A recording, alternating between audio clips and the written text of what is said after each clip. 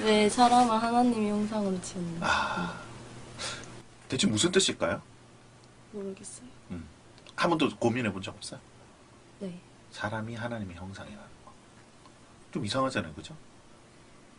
예진이는? 그러니까요. 그냥 다르게 만들 수도 있잖아요. 응. 다른 모양으로. 근데 굳이 왜 하나님이랑 우리가 알기로 하나님은 눈에 보이는 분이야, 안 보이는 분이에요? 안 보여요. 안 보여요. 근데 눈에 안 보이는 영적인 존재인 하나님이 형상으로 사람을 만들었다는 게 대체 무슨 뜻일까? 하나님이 현철쌤처럼 생겼다는 건가? 왜 웃어? 그죠? 그러니까 보통 과학 시간에 그럼 사람에 대해서 뭐라고 가르쳐요? 아까 얘기한 진화론에서는 사람은 어떤 존재예요? 원숭이까지. 그냥 진화의 산물인데 조금 고등하게 진화됐다 그러죠. 네. 고등하게. 그러니까 사람과 다른 동물의 차이는 뭐예요? 머리가 좀 좋은 거. 머리가 좀 더 좋아. 뇌세포가 좀 더 많아. 사고라는 거래. 그거 말고는 있어요, 없어요?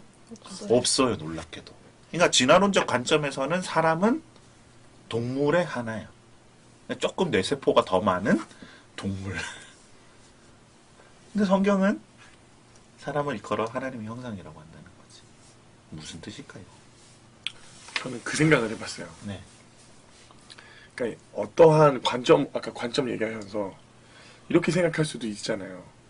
그러니까 하나님의 형상으로서 나를 존귀하게 바라보는, 물론 그런 학생들도 있는가 하는 반면에 잘 모르는 학생들은 예를 들어서 나와 사이가 안 좋은 친구들이 있는데 아니 이 친구를 하나님의 형상으로 만들었다면 이 형상이 하나님이야? 이렇게 오해할 그렇지. 수도 있을 것 같아서 그렇지.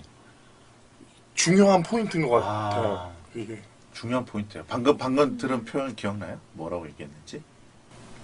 그 싫은 친구가 응. 하나님의 형상인지 응. 그 세상이면 오해를 할 수 있어요. 지금 그 표현 속에서 뜻하신 바는 사람이 가진 성품?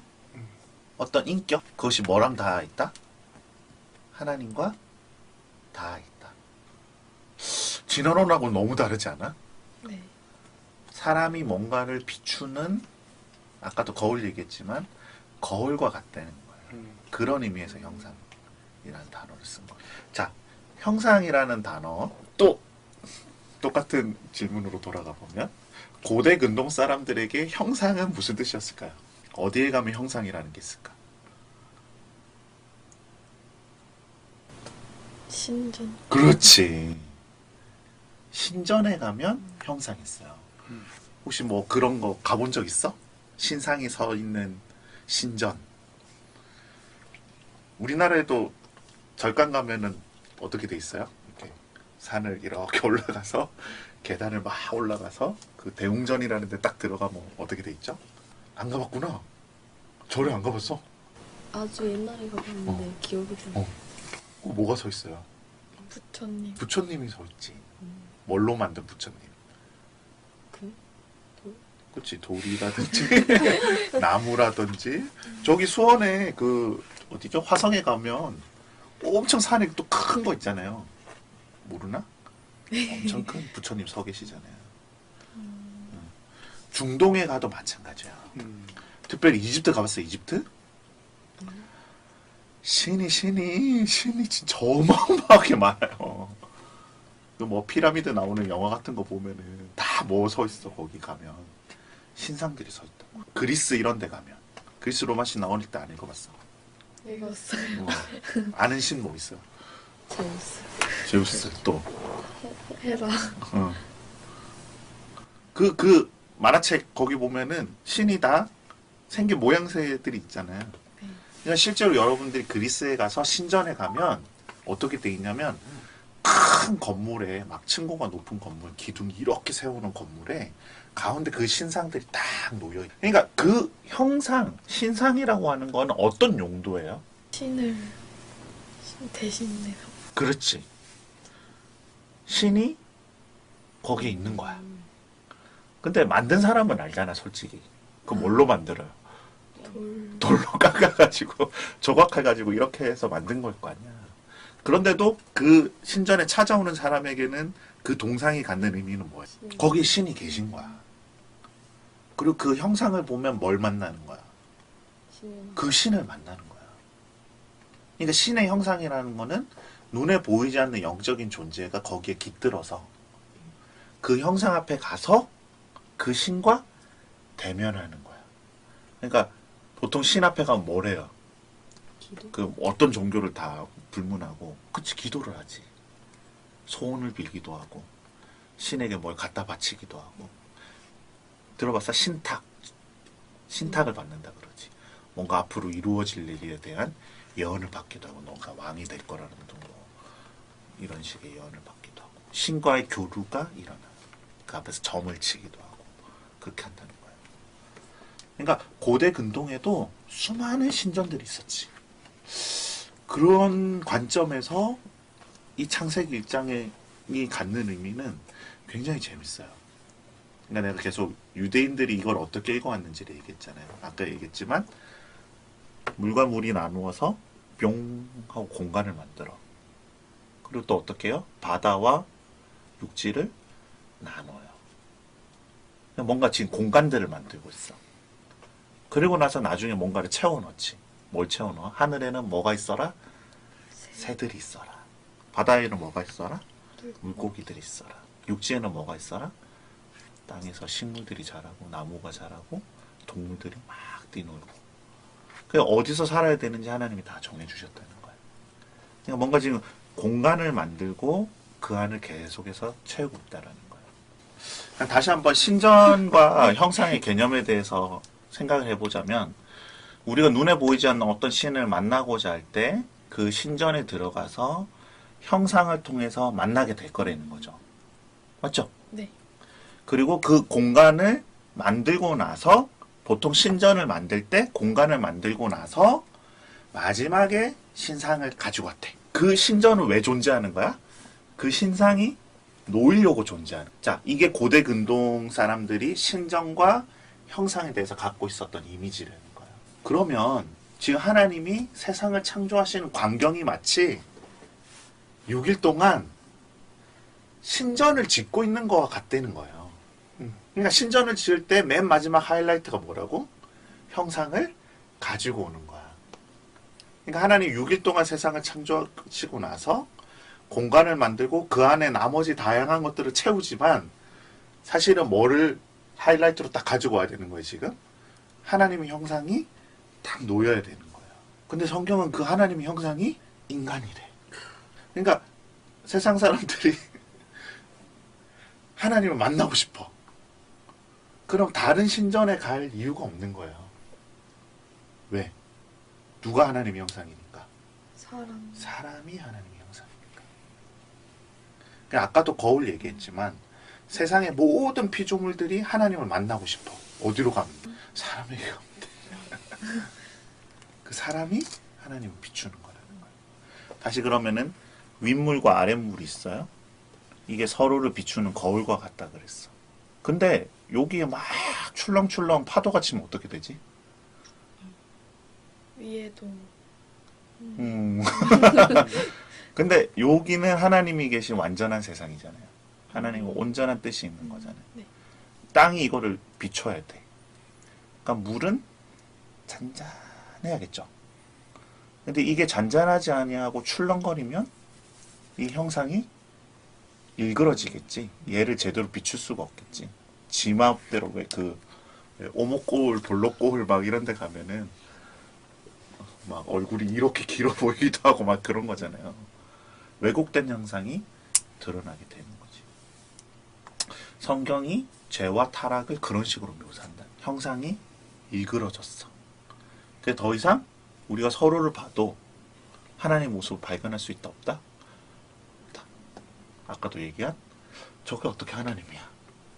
라가 된다는 거예요. 예진이가 왜 사람을 만들었어요? 여러 답이 있겠지만 오늘 우리가 배울 수 있는 한 가지 답은 뭐냐면 사람은 하나님의 형상으로, 다시 말해서 하나님이 어떠한 분이신지를 보여주는 것이 인간의 창조 목적이라는 거예요. 사람이 하나님을 보여줄 수 있어요? 누구 생각 안 나이네요. 예수님? 예수님. 요한복음에 보면 제자들이 거기 이제 빌립이라고 하는 제자가 예수님께 가서 뭐라고 얘기해요? 예수님, 하나님 한 번만 보여주세요. 아버지를 우리에게 보여주십시오라고 얘기한다. 예수님 뭐라고 대답하시지? 빌립이 이르되 주여 아버지를 우리에게 보여주옵소서 그리하면 족하겠나이다. 예수께서 이르시되 빌립아 내가 이렇게 오래 너희와 함께 있으되 내가 나를 알지 못하느냐 나를 본 자는 아버지를 보았거늘 어찌하여 아버지를 보이라 하느냐. 뭐라고 기록됐어요? 하나님을 보여달라 그러니까 예수님이 뭐라고 얘기해요? 나를 본 자는 아버지를 나를 본 자는 아버지를 보았거늘 어찌하여 아버지를 보이라 보이라 하느냐. 그 예수님이 지금 말씀하고 계신 내용이 뭐예요? 내가 곧 눈에 보이지 않는 하나님 아버지의 형상이라는 거예요. 너희가 하나님 알고 싶어? 나를 보라는 거예요. 나를 보면 하나님이 어떠한 분인지를 알 수 있다는. 놀랍게도 성경은 무슨 얘기를 하는 줄 알아요? 우리도 예수님을 닮아간대. 그 말이 의미하는 바가 뭐겠어요? 지금 우리는 맞아요. 일그러진 형상이야. 나도 우리 딸한테 막 화내고 막 짜증내고 그럴 수 있어. 근데 내가 하나님의 형상이라고 믿는다는 거는 이런 거야. 우리 딸은 하나님을 어떻게 알 수 있어요? 선생님한테 배워서. 아마도 그렇겠지. 그러니까 하나님이 아담과 하와를 하나님의 형상으로 창조했다. 아담과 하와는 하나님을 계속 바라보고 하나님과 뭔가 교제를 할 수 있었잖아요. 그러니까 아담이 낳은 아들들은 하나님을 어떻게 배울 수 있어요? 자기 아버지를 바라보면, 자기 어머니를 바라보면 뭐를 만나요? 하나님이 어떠한 분인지를 만나요. 그러니까 그 자녀들은 또 자기 자녀들을 어떻게 키우겠어요? 자기가 본 그대로 또 가르치겠지. 그래서 이 세상에 하나님의 형상이 가득해지는 것. 그게 하나님이 세상을 만드신 목적이라는 거예요. 그러니 이게 어느 순간 일그러지기 시작해. 이제 앞으로 창세기 계속 읽어보면 이 주제가 나와. 더 이상 사람을 하나님의 아들이라고 안 부르고 아담이 자기 형상을 따라 아들을 낳았다는 표현이 나와요. 그러니까 아담이 타락하고 나면 이제 하나님 형상을 아담이 보여줄 수 있어 없어요? 없어요. 물이 출렁거려서 일그러져서 보여줄 수가 없게 돼. 그러니까 일그러진 모습으로 자기 자녀들을 대. 그러니까 그 자녀들은 하나님을 발견할 수 있어요 없어요? 발견 못해. 그래서 인류가 하나님을 잊어버린 거야. 서로의 모습 속에서 하나님을 발견할 수 없게 되어버렸다는 거예요. 그러니까 하나님은 누구를 우리 가운데 보내셔요? 예수님을 우리 가운데 보내신 거예요. 예수님은 뭘로 태어나셔? 육신의 아버지가 있어요 없어요? 예수님은? 없어요. 예수님은 다시 하나님과 연결되어서 하나님의 형상을 우리에게 보여주신다는 거예요. 그러니까 성경에서는 예수님을 일컬어 새로운 아담이라고 얘기하는 거야.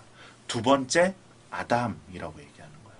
그러니까 이제 예수님의 제자들은 어떤 존재들이야? 예수님을 바라보고 하나님을 알게 되고 그 예수님을 닮아감을 통해서 이제는 나를 통해서 하나님이 어떠한 분인지를 알게. 그러니까 우리 딸 샬롬이는 내가 예수를 안 믿고 있으면, 예수님을 안 바라보고 있으면 우리 딸 샬롬이는 나를 통해 하나님을 볼 수가 없어. 그러면 내가 예수님을 고정하고 내 안의 죄를 말씀을 통해서 깨닫고 회개하고 내가 점점 예수님 안에서 변화되고 있으면 나를 통해서 점점 더 많은 하나님의 형상, 예수님의 성품이 나오게 되겠지. 그럼 우리 딸 샬롬이는 나와 관계를 맺는 건데 실은 누구를 경험하고 있는 거야? 하나님을 경험하고 있는 거야. 하나님을 만나고 있는 거야. 그게 예수님이 하나님의 형상이라는 뜻이야. 우리도 예수님과 같이 닮아가게 될 거라는 거야. 그럼 이 세상이 죄악의 상징이 출렁거리는 물이라면, 그죠? 죄라는 게 출렁거리는 물이야. 거울인데 제대로 반사하지 못하고 있는 거울이야. 그러면 이 죄가 다 끝날 때는 시적인 표현에 의하면 어떤 표현을 쓰겠어요? 물결이 그치겠지. 잔잔해지겠죠. 다시 온전한 거울로 변하겠죠. 그 요한계시록 가보세요. 요한계시록 4장. 보좌 앞에 수정과 같은 유리 바다가 있고 하나님의 보좌 앞에 바다가 있대요. 근데 어떤 바다가 있어요? 수정과 같은 유리 바다. 한번 상상해봐요. 그림으로 그려봐요. 바다인데 수정과 같은 유리 바다래. 어떤 광경이겠어? 이게 유리가 판판하면은 날에 어떤 호수에 갔는데 바람 한 점 없는 날이야. 그 호수에 비친 물은 어떻게 보이죠? 하늘. 그 위에 있는 모든 풍경을 하나도 왜곡됨 없이 그대로 담아내겠지. 그게 성경이 묘사하는 천국이라는 거예요. 천국 어떤 곳이에요? 우리 안에 하나님 형상을 왜곡했던 모든 죄와 타락과 나의 욕심과 음란함과 거짓 등과 이것이 성령 하나님을 통해서 계속해서 변화돼. 점점 예수님을 닮아가. 예수님의 성품을 닮아.